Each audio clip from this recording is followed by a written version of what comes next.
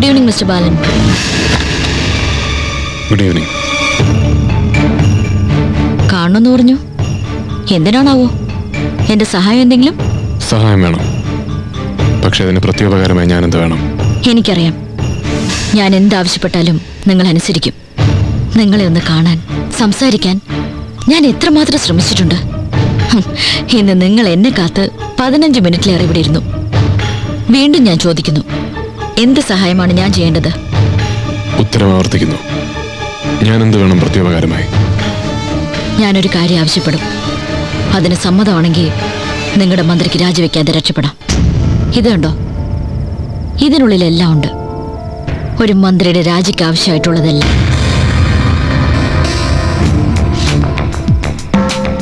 കുറച്ച് ചീപ്പായി തോന്നാം. ഒന്നും നഷ്ടപ്പെടാനില്ലാത്ത എനിക്ക് എന്ത് നോക്കാൻ? എന്തിനു വേണ്ടിയെന്ന് ആലോചിച്ചിട്ടുണ്ടോ? ഫ്ലാഷ് ബാക്കിന്റെ കുപ്പത്തൊട്ടി തോണ്ടി ഒരു പോസ്റ്റ്മോർട്ടത്തിനായിട്ടല്ല നമ്മളിവിടെ മീറ്റ് ചെയ്തിരിക്കുന്നത്. ഫിലോസഫിയും എത്തിക്സും സാരോപദേശവും ഒന്നും എനിക്കുള്ള മറുപടിയല്ല. ഇപ്പോഴും ഞാൻ ചെയ്യേണ്ടത് എന്താണെന്ന് പറഞ്ഞില്ല. എന്നെ നിങ്ങളെ വിവാഹം കഴിക്കണം. നാളെ തിരുവനന്തപുരത്ത് അറിയപ്പെടുന്ന ഏതെങ്കിലും ക്ഷേത്രമുറ്റത്ത് വെച്ച്. നാളെ കഴിഞ്ഞിറങ്ങുന്ന എല്ലാ പത്രങ്ങളിലും നമ്മുടെ വിവാഹ ഫോട്ടോ അച്ചടിച്ചു വരണം. എന്തു പറയുന്നു മിസ്റ്റർ ബാലേന്ദ്രൻ അടിക? സമ്മതമാണ്.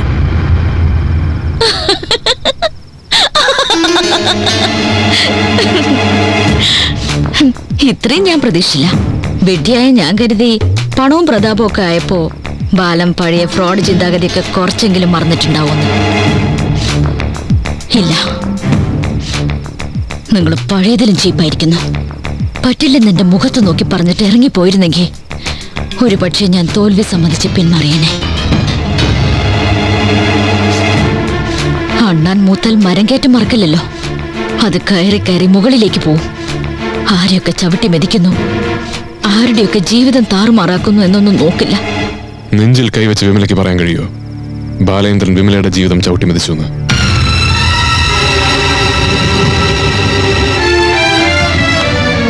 $2300-3200 ശമ്പള സ്കെയിലിൽ സെക്രട്ടേറിയറ്റിൽ ഗുമസ്തനായിട്ട് ജോയിൻ ചെയ്ത ബാലേന്ദ്രനെ ഡെപ്യൂട്ടേഷനിൽ മന്ത്രിയുടെ പേഴ്സണൽ സ്റ്റാഫിലേക്ക് സജസ്റ്റ് ചെയ്യാൻ പ്രേരിപ്പിച്ച വികാരം എന്തായിരുന്നു? സ്നേഹമോ, സഹതാപോ, അതോ കഷ്ടപ്പാടും ദാരിദ്ര്യവും പറഞ്ഞ് ബാലേന്ദ്രൻ ഇറന്നു വാങ്ങിയതോ? ഒന്നുമല്ല. ഒരു ഡീൽ, ഒരു കൊടുക്കൽ വാങ്ങൽ. അതും പരസ്പരം പറഞ്ഞുറപ്പിക്കാതെ സ്വയം തീരുമാനിച്ച ഡീൽ. പ്രതികാരത്തിന്റെ ഹാങ് ഓവറിൽ നിന്ന് റിലീസായിട്ട് ഒന്ന് ആലോചിച്ച് നോക്ക്. വിമല തീരുമാനിച്ച വഴിയിലൂടെ സഞ്ചരിച്ചു എന്നൊരു തെറ്റല്ലാതെ മറ്റെന്ത് മഹാപാപമാണ് ഞാൻ ചെയ്തത്? മന്ത്രി രവീന്ദ്രന്റെ പേഴ്സണൽ സ്റ്റാഫിലേക്ക് റെക്കമെൻഡ് ചെയ്താൽ വിമലയെ വിവാഹം കഴിക്കാൻ ഒരുക്കമാണെന്ന് ഒരിക്കലെങ്കിലും ഞാൻ പറഞ്ഞു. പിന്നെ പിന്നെ നിങ്ങൾ എന്നെ ഇഷ്ടപ്പെട്ടിരുന്നു, അത് സത്യമാണ്. പക്ഷെ എല്ലാ ഇഷ്ടങ്ങളും വിവാഹത്തിൽ വന്ന് കലാശിക്കണമെന്നില്ലല്ലോ. സെക്രട്ടേറിയറ്റിൽ കാര്യസാധന വരുന്നവരോട് ഉണ്ണിത്താനാശാൻ പറയുന്നൊരു സ്ഥിരം വാചകമുണ്ട്: ഇത്ര രൂപ തന്നാൽ ഇത്ര ദിവസത്തിനകം ഫയൽ നീക്കിത്തരാമെന്ന്. അതേ അർത്ഥത്തിൽ, അതേ ലാഘവത്തോടെ പ്രമോഷന് ശുപാർശ ചെയ്യണമെങ്കിൽ ഇങ്ങനെയൊക്കെ വേണം എന്ന് വിമല എന്നോട് പറഞ്ഞു. അത്താഴ പട്ടിണിക്കാരനായ ബാലേന്ദ്രൻ അടിക അതിന് വഴങ്ങി. എതിർത്തൊരു വാക്ക് പറഞ്ഞിരുന്നെങ്കിൽ വിമല തങ്കച്ചി അന്നിനെ ശത്രുവായി മുദ്ര കുത്തിയാനെ. ഞാൻ പറയുന്നത് ശരിയല്ല എന്ന് വിമലയ്ക്ക് പറയാൻ പറ്റൂ? അപ്പോ ഒരിക്കൽ പോലും എന്നെ സ്നേഹിച്ചിരുന്നില്ലേ? ഇഷ്ടപ്പെട്ടിരുന്നില്ലേ? സ്നേഹിച്ചിരുന്നു വിമല. വിവാഹബന്ധം വേർപെട്ട് നിൽക്കുന്ന സുന്ദരിയായ ഒരു പെണ്ണിനോട് ഏതൊരു പുരുഷനും തോന്നുന്ന സ്നേഹം. സുരഭി എന്റെ ജീവിതത്തിലേക്ക് കടന്നു വന്നില്ലായിരുന്നെങ്കിൽ ഒരുപക്ഷെ നിന്നെ ഞാൻ വിവാഹം കഴിച്ചേനെ. Vimala, past is past. ഇപ്പം ഞാൻ പറയുന്ന ആത്മാർത്ഥമായിട്ടാണ്, ഹൃദയത്തിൽ തട്ടി തന്നെ. എല്ലാം അവസാനിച്ചു എന്ന് കരുതിയെടുത്തു നിന്ന് തന്നെ ജീവിച്ചു തുടങ്ങാനൊരു മോഹം. മന്ത്രി കസേരയ്ക്ക് വേണ്ടിയല്ല, എന്റെ മനസാക്ഷിയോട് മറുപടി പറയാൻ. വേണ്ട, ഞാൻ തോൽവി സമ്മതിച്ചിരിക്കുന്നു. പരിമിതിക്കുള്ളിൽ നിന്നാണെങ്കിലും ബാലൻ എന്നെ സ്നേഹിച്ചിരുന്നല്ലോ, അത് മതി. ഞാനിനി ബാലന്റെ ജീവിതത്തിൽ ഒരിക്കലും ഒരു അപശകുനമായി കടന്നു വരില്ല.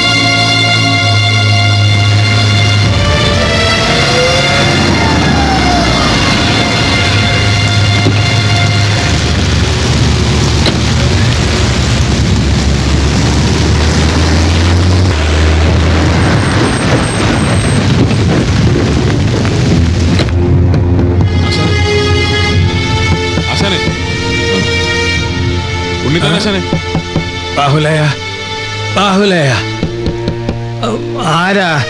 ഞാനാ ബാലൻ.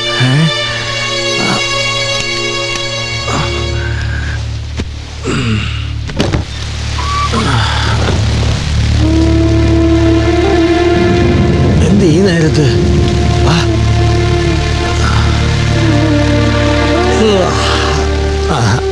ഇത് ബാഹുലയൻ എഡ്യൂക്കേഷൻ ഡിപ്പാർട്ട്മെന്റ് കഴിഞ്ഞ ആഴ്ച ജോയിൻ ചെയ്തു. നായര ഇത് Balendra sir, revenue minister PA. ബാല സാർ ഇരിക്കേ.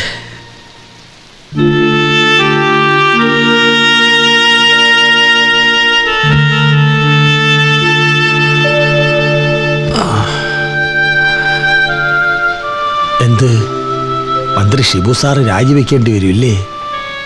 വിമല സാറിനെ ഞാൻ ഇന്നലെയും കണ്ടിരുന്നു. ആ പെണ്ണുപിള്ള നല്ല വാശിയിലാണ് കേട്ടാ. അവരെ കുറ്റം പറയാൻ പറ്റൂല. എന്നാലും വേണ്ടായിരുന്നു, അതും ഞാൻ പറഞ്ഞു. ഞാൻ തോറ്റോടി വന്നതല്ല ആശാനെ, ജയിച്ചു വന്നതാ. എല്ലാവരെയും ജയിച്ച്. ബാലൻ സാർ എന്തിനു പറ്റി? ആവപ്പാടൊരു വല്ലായ്മ. ഇവിടെ ഈ തറയില് പഴയതുപോലെ എല്ലാം മറന്നൊന്ന് ഉറങ്ങാൻ വന്നതാ ഞാൻ. കണ്ടില്ലേ, ഇപ്പൊ അവിടെ ആ സ്ഥാനത്ത് പുതിയൊരാള്. എല്ലാ കാലത്തും എല്ലാം ഇതുപോലെ തന്നെ ഉണ്ടാവും. ഹജൂർ കച്ചേരിയും ചെങ്കച്ചുളയും പത്മതീർത്ഥക്കുളവും എല്ലാം ആൾക്കാരായ നമ്മൾ മാറി മാറി വരും. ഇന്നല്ലെങ്കിൽ നാളെ എല്ലാവരും അവനവന്റെ സ്ഥാനം ഒഴിഞ്ഞു കൊടുക്കണം. അപ്പൊ തേടിയതും നേടിയതും എല്ലാം ഇവിടെ ഉപേക്ഷിച്ച് പോണം. പോയേ പറ്റൂ. പടിയിറങ്ങാൻ നേരം ഒരു തിരിഞ്ഞു നോട്ടമുണ്ട്. ഈ കാലത്തിനിടെ ഞാൻ ആ നോട്ടം ഒരുപാട് കണ്ടതാ. ഭരിച്ചും പ്രസംഗിച്ചും പ്രസ്താവന ഇറക്കി നാട് വിറപ്പിച്ച മുഖ്യമന്ത്രിമാർ, മന്ത്രിമാർ, ഗവർണർമാര് കാലാവധി തീർന്ന് പടിയിറങ്ങുന്നത്. ചിലര് ചിരിച്ചോണ്ടായിരിക്കും, ചിലര് വിങ്ങിപ്പൊട്ടി കരഞ്ഞോണ്ടായിരിക്കും, ചിലരെങ്ങനെ തിരിച്ചു കയറാവുന്ന ആലോചിച്ചുകൊണ്ടായിരിക്കും. ചിരിച്ചോണ്ടിറങ്ങുന്നവർ ഭാഗ്യവന്മാർ. ബാലേന്ദ്ര സാറിന് അങ്ങനെ ചിരിച്ചോണ്ടിറങ്ങാൻ പറ്റുമോ? സ്വയം ഒന്ന് ആലോചിച്ച് നോക്ക്. പറ്റില്ല.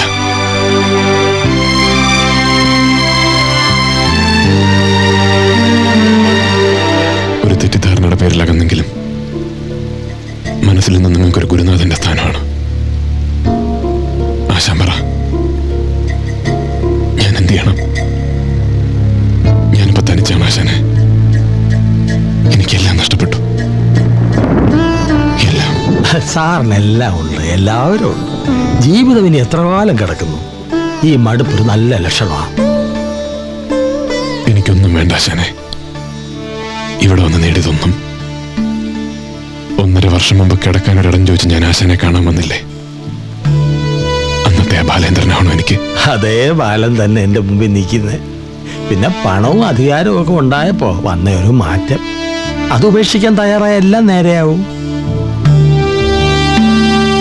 ഇന്ന് ബാലൻ സാറിന് സ്വാധീനമുണ്ട്. എന്ത് വിചാരിച്ചാലും ഇപ്പം നടക്കും. നാളെ തന്നെ ട്രാൻസ്ഫറിന് ഒരു ആപ്ലിക്കേഷൻ കൊടുക്കണം. ഏതെങ്കിലും ഒരു വില്ലേജ് ഓഫീസിലേക്കോ താലൂക്ക് ഓഫീസിലേക്കോ. വീട്ടിൽ നിന്ന് പോയി വരാൻ പറ്റണം. അവിടെ ആർക്കും ആരോടും മത്സരം ഉണ്ടാവില്ല, പക ഉണ്ടാവില്ല. പിന്നെ അവിടെ നിടുന്ന കൈക്കൂലി ഏറിയ 50 or 100 അതിൽ കൂടില്ല. പിന്നെ വാങ്ങുന്നില്ലെന്ന് തീരുമാനിച്ചാൽ അത്രയും നല്ലത്. ഒരു യൂണിയനിൽ അംഗമാവണം, പ്രവർത്തിക്കണം. എല്ലാത്തിനും ഒരു അടുക്കും ചിട്ടയൊക്കെ ഉണ്ടാക്കിയെടുക്കണം. ഞാൻ തീരുമാനിച്ചിരിക്കുന്നത് എൻ്റെ ഈ ജന്മം ഇങ്ങനെ അങ്ങോട്ട് പോട്ടെ എന്നാണ്. അല്ലാതെ ഞാൻ ഇനിയിപ്പോൾ എന്തിനു ചെയ്യാൻ?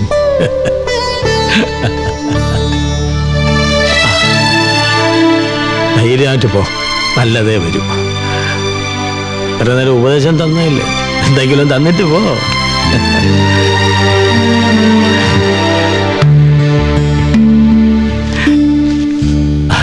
ശീലമായിപ്പോയി, അതുകൊണ്ടാ.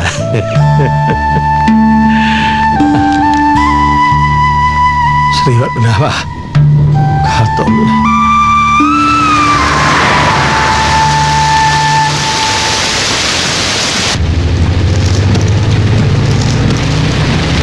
ബഷീറേ, നാളെ വെളുപ്പിനെ നമുക്ക് കാസർഗോഡിന് പോകണം. ഇവിടെ ഈ തിരുവനന്തപുരത്തെ നമ്മുടെ അവസാനത്തെ രാത്രിയാണത്.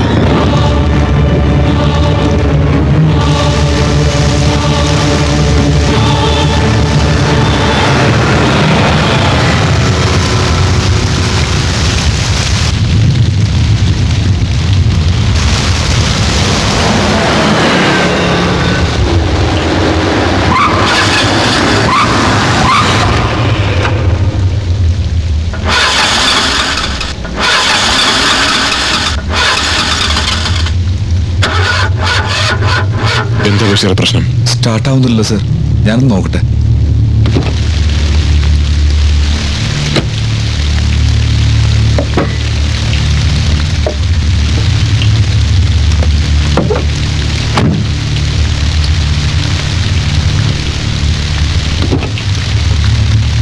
എന്താ കുഴപ്പമൊന്നും മനസ്സിലാവുന്നില്ല സാർ.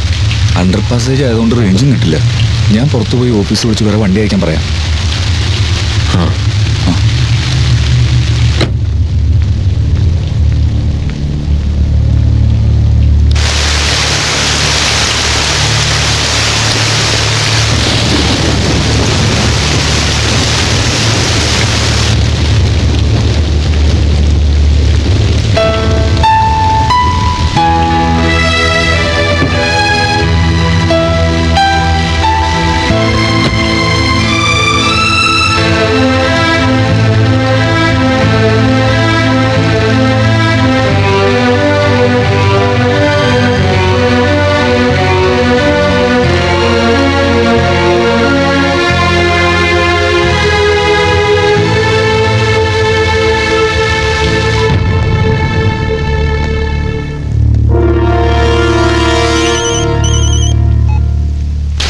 പാളയം സബ്വേയിലുണ്ട്.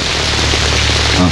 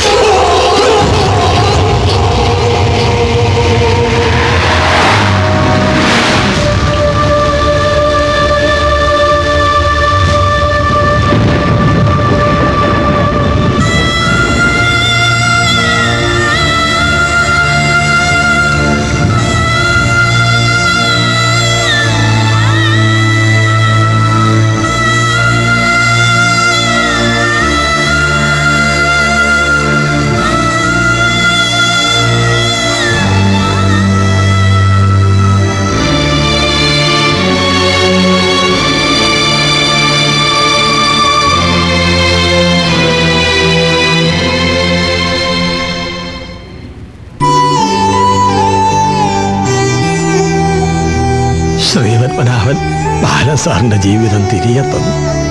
ബാലൻ സാറിനെ കൊണ്ട് പുള്ളിക്കാരൻ ഒരുപാട് കാര്യങ്ങൾ ചെയ്യിക്കാനുണ്ട്, നല്ല നല്ല കാര്യങ്ങൾ.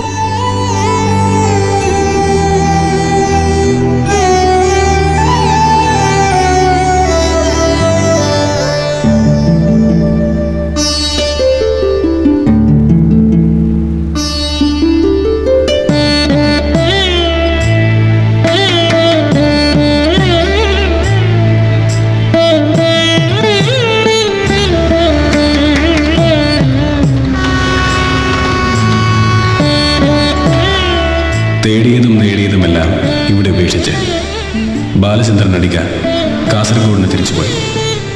ഉണ്ണിത്താൻ ആശാന്റെ ഭാഷയിൽ പറഞ്ഞാൽ എല്ലാ കാലത്തും എല്ലാം ഇതുപോലെ തന്നെ ഉണ്ടാവും. ഹജൂർ കച്ചേരിയും ചെങ്കച്ചുളയും പത്മതീർത്ഥക്കുളവും എല്ലാം ആൾക്കാരായ നമ്മൾ മാറി മാറി വരും. ഇന്നല്ലെങ്കിൽ നാളെ എല്ലാവരും അവനവൻ്റെ സ്ഥാനം ഒഴിഞ്ഞു കൊടുക്കണം. അപ്പൊ തേടിയതും നേടിയതും എല്ലാം ഇവിടെ ഉപേക്ഷിച്ച് പോണം, പോയേ പറ്റൂ.